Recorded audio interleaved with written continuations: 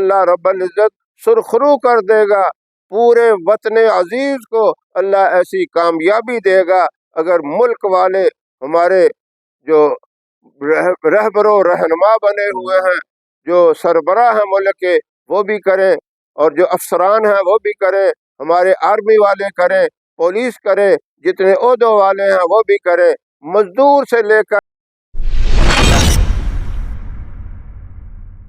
بسم اللہ الرحمن الرحیم. In the name of Allah, the Beneficent, the Merciful. نحمده ونصلي على رسوله الكريم. أما بعد فأعوذ بالله من الشيطان الرجيم. بسم اللہ الرحمن الرحیم. محترم سامعین و ناظرین، ہر بندے کی کوشش یہی ہے کہ میرے حالات صحیح ہو جائیں. اس فکر میں بندہ رات اور دن لگا ہوا ہے، اسی محنت کے لیے دور دراز ملکوں میں سفر کر رہا ہے، نوکری، مزدوری، تجارت، یہ سارے کام اسی لیے کر رہا ہے کہ میرے حالات بہتر ہو جائے. یہ ساری چیزیں ضروری ہیں، محنت، کاروبار، دکانداری، ملازمت، مزدوری، یہ جتنی چیزیں ہیں یہ تو صحابہ کرام بھی اسی طرح کرتے آئے. وہ بھی ہماری طرح ہی تھے، ان کے بھی کاروبار تھے، ان کی بھی اولاد تھی، ان کی بھی بیویاں تھی، شادیاں کرتے تھے، سارا نظام اسی طرح.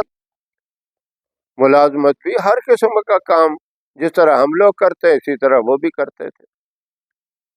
لیکن اس کے ساتھ ان کو یہ فکر نہیں ہوتی تھی، یہ ان کے ذہن میں نہیں ہوتا تھا کہ ان چیزوں سے ہمارے حالات ٹھیک ہوں گے. مال آئے گا، چیزیں آئیں گی، سونا چاندی ہوگا تو حالات ٹھیک ہو جائیں گے.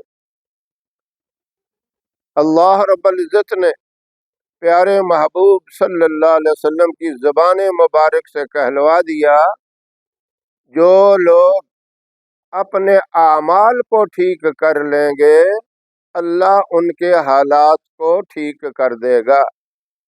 جو اپنے اعمال کو سنوار لے گا اللہ ان کے حالات کو سنوار دے گا. ہم یہاں بھی الٹے چلتے ہیں، ہم کہتے ہیں کہ ہمارے حالات ٹھیک ہو جائیں پھر ہم اعمال ٹھیک کریں گے.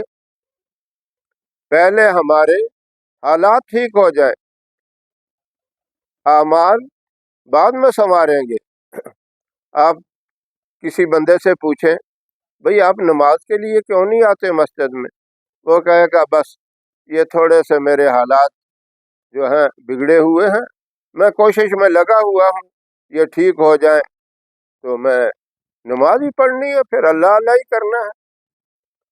دوسرے سے پوچھیں، بھئی آپ کے اوپر حج فرض ہے، مال و دولت اللہ نے دیا، ساری نعمتوں سے اللہ نے نوازا، صحت دی، جوانی دی، تو آپ حج کے لیے کیوں نہیں جاتے؟ کہتا بس یہ کاروباری تھوڑا سا معاملہ ہے، یہ صحیح ہو جائے، کوئی بچوں کی شادیاں کرنی ہیں تو یہ حالات ٹھیک ہو جائیں تو میں پھر حج کے لیے جاؤں گا. تو یہاں بھی بندہ الٹا چلتا ہے. جس بندے سے بھی پوچھ کر دیکھ لو، کوئی نہ کوئی معاملہ دنیا کا ایسا بتائے گا کہ اس کو میں ٹھیک کرنے میں لگا ہوا ہوں، اس کی محنت اور کوشش میں لگا ہوا. اعمال کی فکر نہیں. نبی کریم صلی اللہ علیہ وسلم نے کیا بتایا؟ تم اپنے اعمال کو سنوار لو، اللہ حالات کو بہتر کر دیں گے. جب بندہ پریشان ہو کر کہتا ہے یا اللہ میرا حال دیکھ، حکم ہوتا ہے اے بندے تو اپنا نامہ اعمال دیکھ. ادھر تو پرواہ نہیں ہے، نمازیں چھوٹ رہی ہیں، دوستوں، رشتہ داروں، محلے والوں سے بہتر سلوک نہیں ہے، لڑائی جھگڑے فتنے ہیں، سارے معاملے الٹ کر رہا ہے، بس اسی فکر میں ہے، اسی کوشش میں ہے کہ حالات بہتر ہو جائیں، میرے حالات سنور جائیں، مجھے کامیابی مل جائے، پھر اپنے اعمال کو ٹھیک کروں گا، پھر میں اپنے اعمال کو سنواروں گا۔ بھلا کیسے ہو سکتا ہے یہ؟ الٹ چلنے سے کبھی کامیابی نہیں ہوتی۔ اور دوسری چیز، آپ صلی اللہ علیہ وسلم نے فرمایا، جو اپنی آخرت کو سنوار لے گا اللہ اس کی دنیا کو سنوار دے۔ یہ بڑی اہم چیز ہے، آخرت کی فکر کرنا، قبر حشر کی فکر کرنا، موت کی فکر کرنا، جہنم سے چھٹکارے کی فکر کرنا۔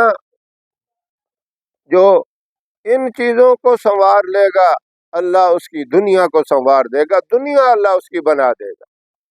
تو یہاں بھی ہم الٹ لگے ہوئے ہیں، کہتے ہیں پہلے ہماری دنیا سنور جائے اور آخرت کو بعد میں سنواریں گے۔ الٹ کرنے سے کیسے ہوتا ہے؟ پھر مثال صحابہ کرام کی آتی ہے۔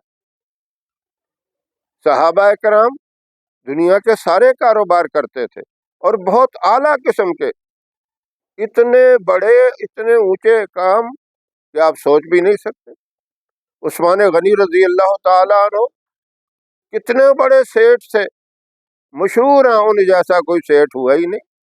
عبد الرحمن بن عوف رضی اللہ تعالیٰ عنہ کتنے بڑے کاروباری تھے، وہ کہتے ہیں ہم مٹی کو ہاتھ لگاتے تھے سونا بن جاتی تھی، اتنا وہ دنیا میں۔ حضرت انس رضی اللہ تعالیٰ عنہ فرماتے ہیں کہ اللہ نے ہمیں سونا اتنا دیا تھا، لکڑیاں کاٹنے والے کلہاڑے سے سونے کی ڈلیاں توڑا کرتے تھے۔ وہ بھائی تولے ماشے اور گراموں میں تو نہیں ہوتا تھا، وہ تو کلو کے حساب سے سونا ہوا کرتا تھا۔ لکڑی کاٹنے والے کلہاڑے سے جو تولا جائے وہ توڑا جائے، وہ تولے اور ماشوں میں تو نہیں ہوتا۔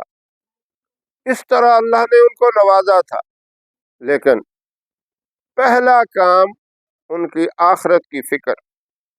پھر اللہ نے کیا بنایا؟ جن کو کافور پہ ہوتا تھا نمک کا دھوکہ، وہ دنیا کو اکسیر بنانے والے بن گئے۔ حضرت عمر فاروق رضی اللہ تعالیٰ عنہ فرماتے ہیں کہ مجھے تو اونٹ چرانے بھی نہیں آتے تھے، اور اللہ نے کیسا ان کو نوازا، اتنا بڑا اعزاز ان کو ملا۔ نبی کریم صلی اللہ علیہ وسلم نے فرمایا میں تو آخری نبی ہوں، میرے بعد کوئی نبی نہیں، اگر نبی ہوتا تو عمر ہوتا، لو کان من بعدی نبی لکان عمر۔ کتنے معاملات، یہ جتنے نظام ہمارے ملک میں بلکہ پوری دنیا میں اب چل رہے ہیں، عدالت کا نظام، عدلیہ کا نظام، پولیس کا نظام، فوج کا نظام، یہ سارے نظام کی ترتیب عمر فاروق رضی اللہ تعالیٰ عنہ نے دی، آج تک وہ چل رہا ہے۔ اس میں وہ اصول، وہ چیزیں نہیں رہیں جو انہوں نے بتائی تھی، اس لیے ہم ناکام بھی ہو رہے ہیں۔ وہ ایسے سنہری اصول، ایسے کامیاب اصول بتا دیے، یہ نبیوں کا کام ہوتا ہے۔ آپ کو اتنی بڑی ذہانت اللہ نے دے دی، اعمال انہوں نے اپنے بہتر کیے، فکر آخرت کی اتنی زیادہ فکر، آپ کی مجلس میں علمی گفتگو ہوا کرتی تھی، پھر بھی آپ نے ایک شخص کو مقرر کیا تھا، ایک آدمی کو مقرر کر دیا کہ موقع پا کر قبر اور حشر کی، آخرت کی بات کر دیا کرو، آخرت کا تذکرہ کر دیا کرو، تاکہ آخرت ہماری سنور جائے تو ہمارے حالات دنیا کے جو ہیں سارے اللہ بہتر کر دے گا۔ اور پھر اتنے بڑے کام، یہ ہم جو کہتے ہیں نا دنیا کی ہمیں چیزیں مل جائیں، تو حضرت انس رضی اللہ تعالیٰ عنہ کو کیوں ملی؟ اس فکر کی وجہ سے، اس کوشش کی وجہ سے، اپنے اعمال کو بہتر کرنے کی وجہ سے۔ کلہاڑے سے سونے کے ڈلے توڑنا کی چیز ہے، اتنے بڑے انعام اور صحابہ بڑے بڑے جلیل القدر صحابہ تھے، باغات ان کے بڑے بڑے، کھیتیاں ان کی بڑی بڑیاں، اور اللہ کے راستے میں دینے میں کوئی گریز نہیں کرتے تھے۔ اللہ پھر اس طرح مال و دولت سے نوازے گا جس طرح ان جلیل القدر صحابہ کو اللہ نے نوازا۔ اس کے ساتھ ایک تھوڑا سا آسان سا مختصر سا وظیفہ بھی کر لیا کریں۔ بسم اللہ الرحمن الرحیم، لا حول ولا قوت الا باللہ العلی العظیم۔ اس کو 100 دفعہ آپ روزانہ پڑھ لیا کریں، وہ آپ کی مرضی ہے، صبح پڑھ لیا کریں یا شام کو پڑھ لیا کریں۔ اور اس کے ساتھ جن باتوں کا میں نے ذکر کیا ان کا بھی خیال کریں، اپنے اعمال کو بھی صحیح کریں اور اپنی آخرت بھی فکر کریں۔ دنیا بھی بن جائے گی، آخرت بھی بن جائے گی۔ دنیا میں اللہ مالا مال کر دے گا، اللہ کسی کا محتاج نہیں کرے گا، اللہ رب العزت سرخرو کر دے گا، پورے وطن عزیز کو اللہ ایسی کامیابی دے گا۔ اگر ملک والے ہمارے جو رہبر و رہنما بنے ہوئے ہیں، جو سربراہ ہیں ملک کے، وہ بھی کریں، اور جو افسران ہیں وہ بھی کریں، ہمارے آرمی والے کریں، پولیس کرے، جتنے عہدوں والے ہیں وہ بھی کریں، مزدور سے لے کر بادشاہ تک سارے ان اعمال کی فکر کریں اور یہ وظیفہ بھی کریں۔ دیکھیں پھر کیسے ریل پیل ہو جائے گی دنیا کی، کیسے اللہ راضی بھی ہو جائے گا، دنیا بھی بنے گی، جنت بھی بنے گی، آخرت سنور جائے گی۔ اللہ عمل کی توفیق عطا فرمائے۔ وآخر دعوانا ان الحمد للہ رب العالمین۔